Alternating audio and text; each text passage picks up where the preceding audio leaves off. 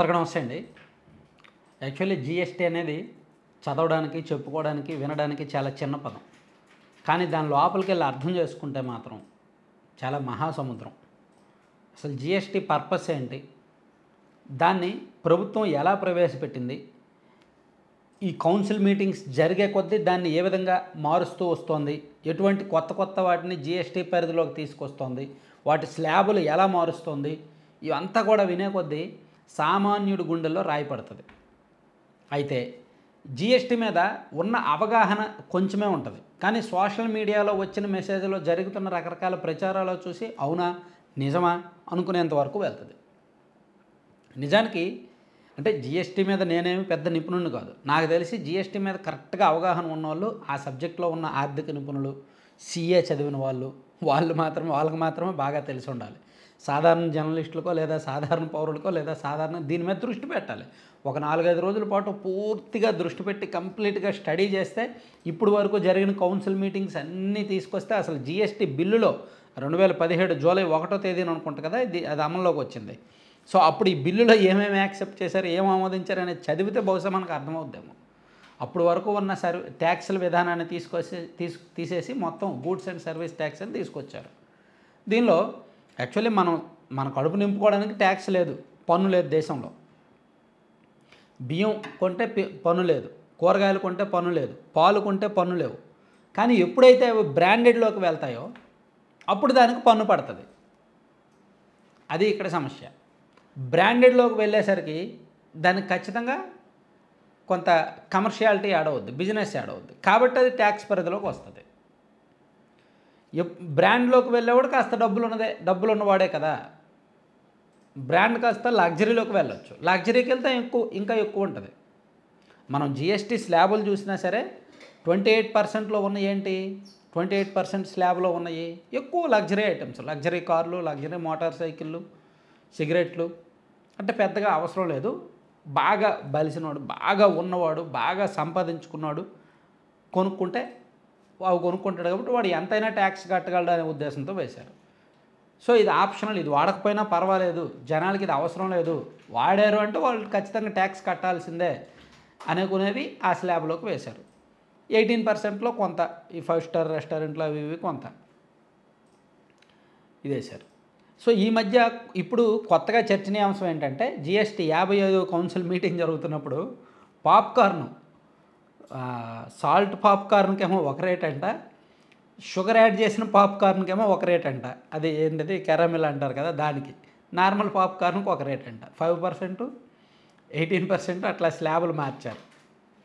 అదొకటి ఇప్పుడు సోషల్ మీడియాలో బాగా వైరల్ అవుతుంది. అలాగే పాత కారు అమ్మేస్తాం, 12 లక్షలకు కొన్న కారు 9 లక్షలకు అమ్ముతాము. సో 3 లక్షల నష్టానికి అమ్మినా సరే దాని మీద జీఎస్టీ కట్టాలి అనేది కూడా సోషల్ మీడియాలో బాగా చర్చ అవుతుంది. యాక్చువల్లీ అంటే సోషల్ మీడియాలో చర్చ వేరు, వాస్తవం వేరు. మనం నాణ్యానికి రెండు వైపులు చూడాలి. దీనికి డిప్రిషియేషన్ రేట్ అని ఒకటి ఉంటుందంట. మన పాత కారు కొన్నప్పుడు ఒక కారు కొన్నప్పుడు దానికి మార్కెట్ వాల్యూ డిప్రిషియేషన్ రేట్ ఒకటి ఫిక్స్ చేస్తారు 12 లక్షలు. అది నెక్స్ట్ ఇయర్ వచ్చేసరికి 11 లక్షలకు పడుతుంది. ఆ నెక్స్ట్ ఇయర్ వచ్చేసరికి 10 లక్షలు పడవచ్చు. అది ఆ డిప్రిషియేషన్ బుక్ ప్రకారం ఉన్న రేటు 8.5 లక్షలు ఉండి మనం దాన్ని 9 లక్షలకు అమ్మామనుకోండి, 50,000 మనకు లాభం వచ్చినట్టు. ఆ లాభం మీద మనం జీఎస్టీ కట్టాలి. అది జీఎస్టీలో రీసెంట్గా తీసుకున్న నిర్ణయం. అంటే 9 లక్షలకు అమ్ముకున్నప్పుడు 50,000 లాభం. అదే కారు 8.5 లక్షలకు అమ్మారు అనుకోండి, కట్టక్కర్లా. ఎంత రేట్ ఉందో బుక్లో, ఎంత రేట్ ఉందో డిప్రిషియేషన్లో ఎంత రేట్ ఉందో అంతకే అమ్మినట్టు. సో యాజ్ పర్ బుక్ కంటే, యాజ్ పర్ దాని వాల్యూ కంటే ఎక్కువగా అమ్మారు కాబట్టి నువ్వు ట్యాక్స్ కట్టు అంటుంది ప్రభుత్వం. నీకు లాభం వచ్చింది కదా అంటుంది. ఇట్లా మనం కొంచెం డెప్త్గా పరిశీలించాలి. జీఎస్టీ ట్యాక్స్ విధానం మీద మనం విమర్శలు చేసే ముందు ఖచ్చితంగా కొన్ని నెగిటివ్స్ అయితే ఉన్నాయి, కొన్ని దారుణమైన విషయాలు అయితే ఉన్నాయి. కానీ అలాగని అన్నీ తీసిపడేయాల్సిన విషయాలు కాదు. ఇప్పుడు సోషల్ మీడియాలో జరుగుతున్న చర్చ, నేను ఎక్కడో కామెంట్ చూశాను.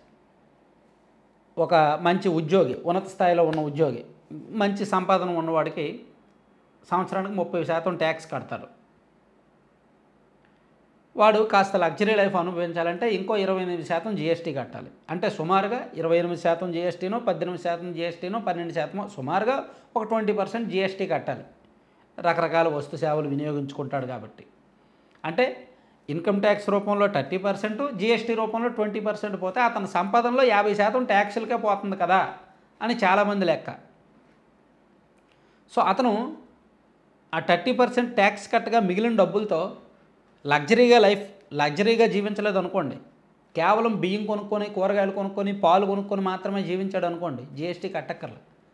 అతనికి రెస్టారెంట్కి వెళ్ళి తినాలనిపించింది అనుకో 5% జీఎస్టీ కట్టాలి. ఇంకా ఆస్త ముందుకు వెళ్ళాలనుకో 18% కట్టాలి. లేదు నేను ఎక్కువ సంపాదిస్తున్నాను, నాకు డబ్బులు ఉన్నాయి, నాకు మంచి లగ్జరీ కారు కావాలి, నాకు లగ్జరీ ఏసీ కావాలి, ఫ్రిడ్జ్ కావాలి, మంచి ఫ్రిడ్జ్ అనుకో 28% జీఎస్టీ కట్టాలి. అంటే ఇక్కడ గవర్నమెంట్ ఏం చేసింది, నువ్వు లగ్జరీ లైఫ్ అనుభవిస్తే నీ లైఫ్ స్టైల్ నువ్వు మార్చుకోవాలనుకుంటే ప్రభుత్వానికి ట్యాక్స్ కట్టు. లేదు నీ లిమిట్లో నువ్వు ఉంటాను అంటే కట్టక్కర్లేదు, నీ పని నువ్వు చేసుకో. నీకు నిత్యావసరం అత్యవసరమైన వాటి మీద పన్ను కట్టక్కర్లా, నీ కడుపు నింపుకోవడానికి నువ్వు పన్ను కట్టక్కర్లా. కానీ నువ్వు అవసరం లేని వాటికి వెళ్ళావంటే మాత్రం, అంటే నీకు ఏదైతే అవసరమో దాని వాటికి వెళ్ళరు. ఏదైతే కాస్త నెక్స్ట్ లెవెల్ అంటే అవసరం తీర్చుకునే వరకు పన్ను అక్కర్లేదంట. కానీ ఇంకొంచెం బెటర్ లైఫ్కి వెళ్తే బెస్ట్ లగ్జరీ ఇవన్నీ ఉంటాయి కదా, అక్కడికి వెళ్ళేసరికి కాస్త జీఎస్టీలు యాడ్ చేస్తున్నారు. మనం జీఎస్టీ స్లాబులు చూసినా అలాగే ఉంటుంది. 3% లేదా బంగారం ఉన్నట్టుంది కదా, 5%, 12%, 18%, 28%. ఆ స్లాబుల్లో ఉన్న ఐటమ్స్ చూసినా మనకు అలాగే ఉంటుంది. అవసరం, అత్యవసరం, అంటే ఆప్షను, అవసరం ఉన్నా లేకపోయినా కొనేవి, అస్సలు అవసరం లేకపోయినా ఇంట్లో ఉండాలి షో కోసం కొనేవి, లగ్జరీ కోసం కొనేవి, ఇలా ఉంటాయి అన్నమాట. సో ఇట్లా జీఎస్టీలో మనం పూర్తిగా ఒకవైపు నాణ్యానికి ఒకవైపే చూడడానికి లేదు. ఇదిగో వీళ్ళు పెట్టారు, సామాన్యుల్ని పీక్కు తినడానికే పెట్టారనడానికి లేదు. అలాగని సామాన్యులను పీక్కు తినట్లేదు అని కూడా మనం చెప్పలేం. పీక్కు తింటున్నారు. సంవత్సరానికి లాస్ట్ ఫైనాన్షియల్ ఇయర్ 2023-24లో 20.14 లక్షల కోట్లు 20.14 లక్షల కోట్లు జీఎస్టీ రూపంలో ప్రభుత్వానికి ఆదాయం వెళ్ళింది, కేంద్ర ప్రభుత్వానికి. అది అంతకుముందు సంవత్సరంతో పోలిస్తే 11% అధికం. అంటే అంతకుముందు సంవత్సరం 2022-23 సంవత్సరంలో సుమారుగా 18 లక్షల కోట్లు అనుకుంటా జీఎస్టీ రూపంలో ఆదాయం వచ్చింది. అంటే ప్రతి సంవత్సరం మనకి జీఎస్టీ ద్వారా కేంద్ర ప్రభుత్వానికి అందుతున్న ఆదాయం పెరుగుతోంది. ఎందుకు పెరుగుతుంది? జీఎస్టీ ఎవరు కడతారు? మనమే కదా. ఆ వస్తు సేవలను వినియోగించుకుంటున్నాం మనం, కాబట్టి మనం కడుతున్నాం.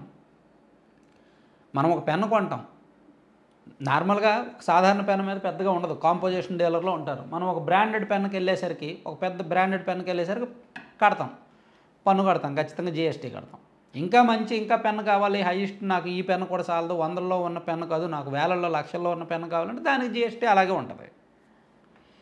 సో ఇట్లా ప్రభుత్వం తీసుకున్న నిర్ణయం మీద సోషల్ మీడియాలో కొన్ని ట్రోల్స్ జరుగుతున్నాయి, కొన్ని చర్చలు జరుగుతున్నాయి, కొంత నెగిటివ్ జరుగుతుంది, కొంత పాజిటివ్ జరుగుతుంది. అయితే ఒకటి మాత్రం నిజంగా జీఎస్టీని తప్పు పట్టాలన్నా లేదా దాని మీద ఒక అభిప్రాయానికి రావాలన్నా మనం తెలుసుకోవాలి. పూర్తిగా తెలుసుకున్న తర్వాతే దానిలో ఉన్న లోటుపాట్లు తెలుస్తాయి. నేను కూడా పూర్తిగా తెలుసుకోవడం కష్టమే.